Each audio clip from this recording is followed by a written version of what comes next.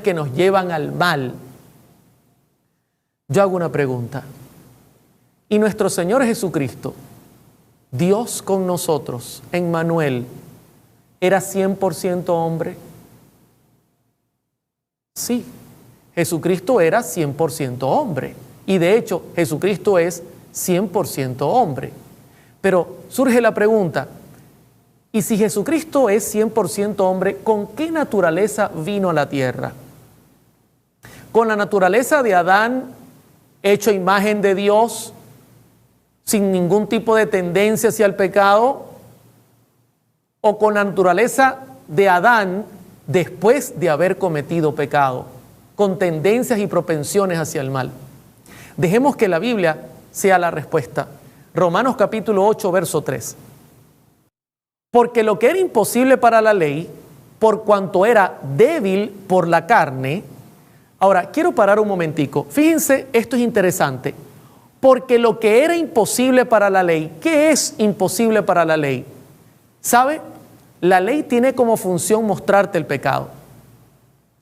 Si tú le preguntas a la ley, mira, yo he cometido pecado, ¿puedes ayudarme para vencerlo? La ley te va a decir, no, para mí eso es imposible. Mi función es mostrarte el pecado.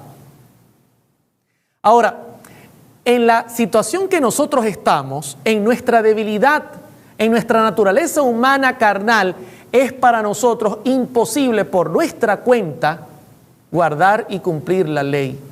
Por eso dice Pablo, porque lo que era imposible para la ley, por cuanto era débil por la carne. Dios enviando a su Hijo en semejanza de carne de pecado. Y quiero parar un momentico. Escúchame bien, porque esto es una bomba. Nuestro Padre Celestial no envió a Jesús con la naturaleza de Adán antes de pecar. No, Señor.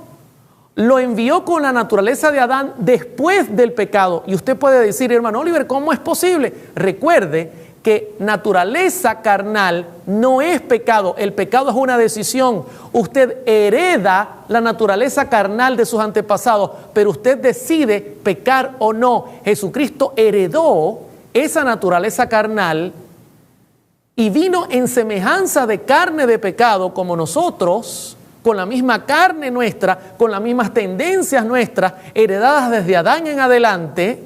Y ahora note lo que dice la Escritura. Y a causa del pecado, condenó el pecado en la carne. Esto es una cosa increíble. Porque nuestro Señor Jesucristo logró vencer el pecado estando, escúcheme bien, en nuestra condición.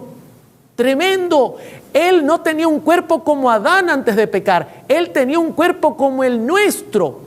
Y logró conectarse con el cielo de tal manera que nunca se rompió la relación entre él y su Padre. Y en el estado que nosotros estamos hoy día, Jesucristo logró crucificar el pecado en la carne. Increíble. ¿Sabe que la sierva del Señor presenta esta enseñanza? Mira cómo lo dice el deseado a toda la gente, página 32. Habría sido una humillación casi infinita para el Hijo de Dios revestirse de la naturaleza humana aun cuando Adán poseía la inocencia del Edén. Hubiese sido una humillación terrible que Jesús viniese con la naturaleza humana cuando Adán poseía la inocencia del Edén. No, él dijo, no, yo no quiero ser así. Y note lo que dice luego ella. Pero Jesús aceptó la humanidad cuando la especie se hallaba debilitada por 4000 años de pecado. Como cualquier hijo de Adán, aceptó los efectos de la gran ley de la herencia. Y la historia de sus antepasados terrenales demuestra cuáles eran aquellos efectos. Mas Él vino con una herencia tal para compartir nuestras penas y tentaciones y darnos el ejemplo de una vida sin pecado. En pocas palabras, Jesús traía la herencia de sus antepasados. Y usted dirá, ¿de sus antepasados, hermano Oliver? Sí. De esto vamos a hablar en esta serie de la genealogía de Jesús. Vamos a dedicar un tema para hablar de esto. Pero mire lo interesante, ¿quiénes eran los antepasados de Jesús? Hombres perfectos, mujeres santas. No, mis hermanos. Adán, quien prácticamente nos trajo al desastre en que estamos viviendo al decidir hacer lo malo. Abraham, por ejemplo, descendiente directo de Cristo,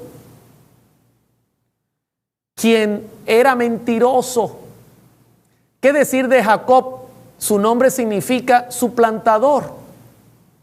Jesús venía de la tribu de Judá, un hombre que planificó la muerte de su hermano y tuvo relaciones sexuales con la mujer de su propio hijo.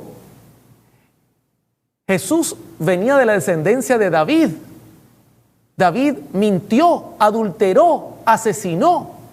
Jesús era descendiente de Rahab, una prostituta. Ahí usted puede entender por qué Elena de White dice, y la historia de sus antepasados terrenales demuestra cuáles eran aquellos efectos.